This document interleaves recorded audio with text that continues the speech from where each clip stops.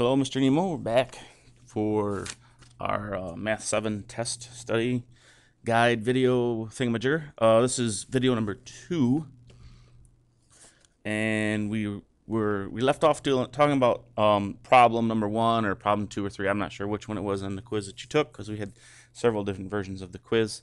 But it had to do with triangles and knowing the scale factor and how scale factor affects side lengths, how it affects perimeter, and also how it affects area. So we never did touch on area on the last video, so we're going to talk about area real quick.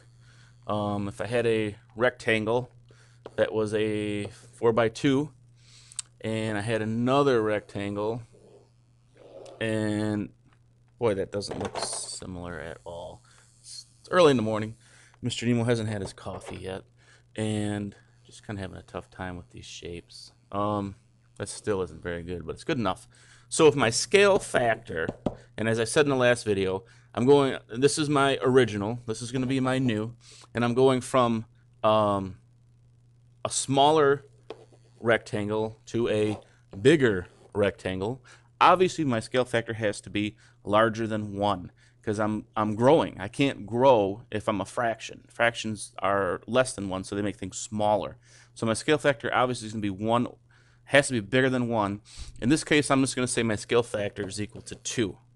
So the corresponding sides, which obviously this is the longer side of that shape, so this is the longer side of that shape. Whoops, that should only be 1 mark there. Again, things are happening here. Sorry, hold on a second. All right, all better now.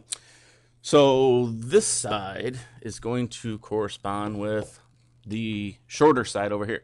So if my scale factor is 2, if I take the 4, multiply it by 2, I'm going to get 8 for this one. And if I take this 2, multiply it by my scale factor, I'm going to get 4 for this side length. So what we have now is a mess. So we're going to jump over here we'll just jump real quick. And with these rectangles, I can now find my area. And we know area is equal to length times width. So if I take the 4 and I multiply it by the 2, 4 times 2 would give me an area of 8 in this shape. And the 8 times the 4 would give me an area of 32 in that shape.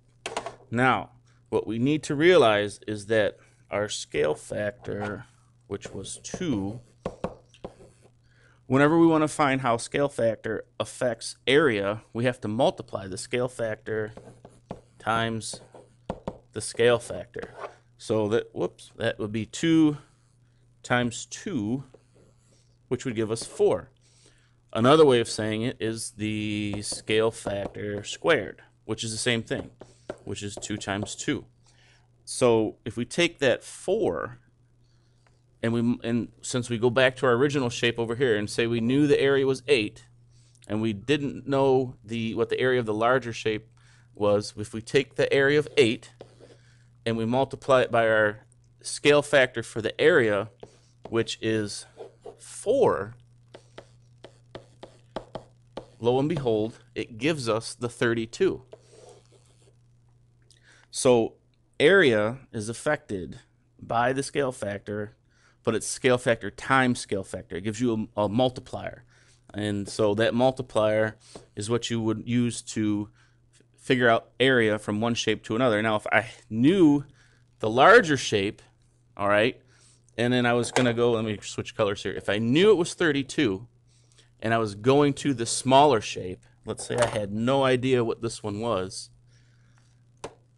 Remember, I'm going from larger to smaller, so my multiplier here, can no longer be bigger than 1. It has to be smaller than 1 because I'm going from a larger object to a smaller object. So real convenient, and what I was hoping people would start to realize is that if you know the scale factor going one way, it's very easy to know the scale factor going the other way, especially if it's a whole number, because I can just put a 1 over it. I can just turn it into a fraction. It's 1/4. And so what is 1/4 times the 32? It's going to give you your 8.